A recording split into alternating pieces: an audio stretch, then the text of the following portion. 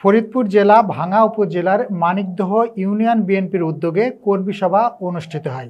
Staff reporter Mohammad শাহাদত হোসেন জানান, ফরিদপুর জেলার ভাঙ্গা উপজেলার মানিকদহ ইউনিয়নের পরিষদ ভবনে ভাঙ্গা উপজেলা বিএনপির সভাপতি খন্দকার ইকবাল হোসেন সেলিমের সভাপতিত্বে কর্মী সভা অনুষ্ঠিত হয়। কর্মী সভায় প্রধান অতিথি হিসেবে বক্তব্য রাখেন জাতীয়তাবাদ কৃষক দলের সাধারণ সম্পাদক, ফরিদপুর ৪ আসনের জননন্দিত সংসদ শহীদুল ইসলাম খান বাবুল।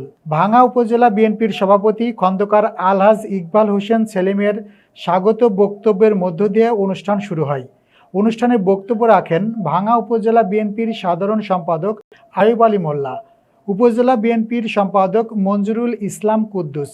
স্থানীয়ভাবে বক্তব্য রাখেন বিএনপি নেতা আব্দুল জব্বার মাতুব্বর, বিএনপি নেতা হাসমত মাতুব্বর, বিএনপি নেতা জাফর মাতুব্বর, বিএনপি নেতা কালাম মাতুব্বর, বিএনপি নেতা মুজিবার তালুকদার, মানিক ইউনিয়ন পরিষদের সদস্য ইস্কান্দার, মানিকদহ ইউনিয়ন পরিষদের chairman K M Shahidullah Bachchu, সাবেক চেয়ারম্যান আবু সাইদ, ভাঙ্গা উপজেলা পরিষদের সাবেক vice chairman Paruli Begum, Nurullahganj union পরিষদের চেয়ারম্যান সৈয়দ শাহাবুল, বিএনপি নেত্রী সীমা রানী ধর।